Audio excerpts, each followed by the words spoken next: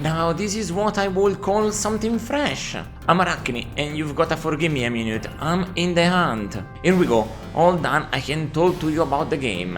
This is a shoot 'em up with a unique and appealing premise that I'm glad delivers on it, and then some. I'm used to having to avoid submarine games because they're all about simulations and pressing 5,000 buttons that I might literally cry at this sight. Finally something fast-paced and even by quite the margin. Let's get into the story a little bit, short and sweet.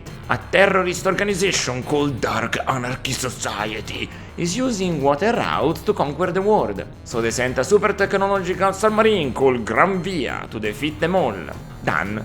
Moving on to the gameplay, we got something new in the controls too, but so intuitive that I'm surprised nobody thought of it before and since. You get to be underwater, but you control decently fast. There's a little of simulator water friction, but only to get some visual effects going. Also, it's not auto-scrolling compared to most other entries in the genre, so you get to move at your pace and decide the influx of enemies towards you. It's very important to learn to seek an opening and move forward at the most opportune moment. What a refreshing idea! You get two modes of shooting too that are gonna help under and above water. With button 1 you get to shoot in front of you, while button 3 makes you do it above you. And if you scrape the top of the waterline, you launch bullets in the air. It gives you variety of action in such a simple control method that I really have to commend IREM. This team left them and joined SNK for a reason, making Metal Slug. And here already you can see a partial blueprint of it. And for my tastes, better than most of the entries in that franchise. Impressive, really. You're gonna have multiple upgrade options and they're gonna be randomized, in the sense that you don't know if you're gonna get something for your vertical or horizontal line of defense. But if you wait, the upgrades rotate, so be careful on that. The level design takes great care of the setting you're in. They really show it in almost its full potential. You get to explore underwater volcanic caves, ports, seabeds, and enemy bases, all in just 6 stages. That shows an understanding of scale in small spaces that's honestly almost unmatched. In just a few places you get to see such a variety of locales, enemies and creatures that it will feel like you travel for quite a distance. Also helped by the immense amount of interaction and destruction you can perform. Every board will have some sort of destructible that will collapse in a spectacular fashion. Even massive buildings in some cases. The bosses are also varied and require different methods. This freedom of movement really did a number of them. You get to go all around with most of them.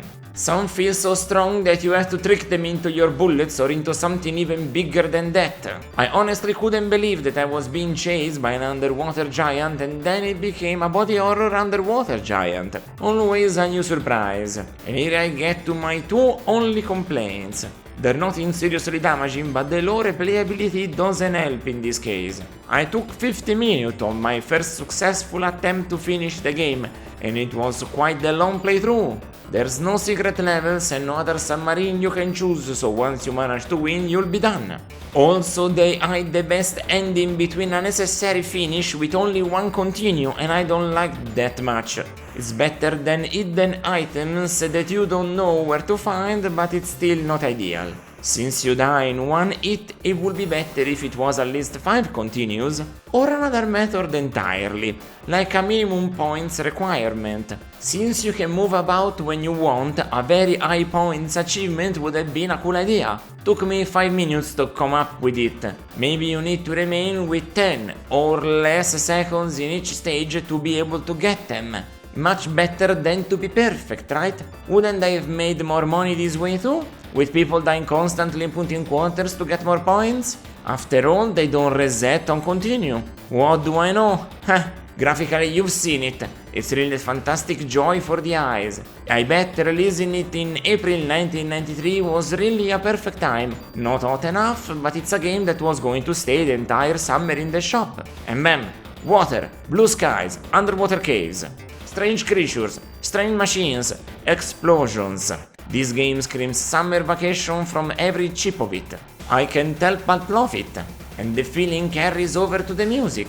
Just that bloodthirsty action music that constantly ramps up, and this time it does for real. By the time you'll get to the final stage and then last boss music, you could pop a vein and not feel it. You'll be just so entrenched that you couldn't possibly do anything else but keep going. There's no way out. It's do or die. And trust me, you will die. You could call this a prototype bullet hell game. I usually don't like those.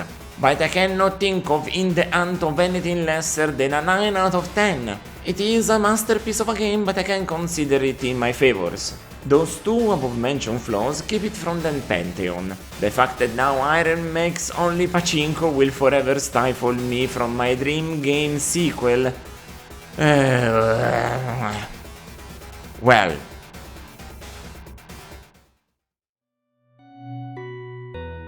If you wanna see me play the games that I will review plus some extra stuff, catch me on Twitch at Araknie Retro. It's my natural habitat, you see. Until next time, ciao ciao!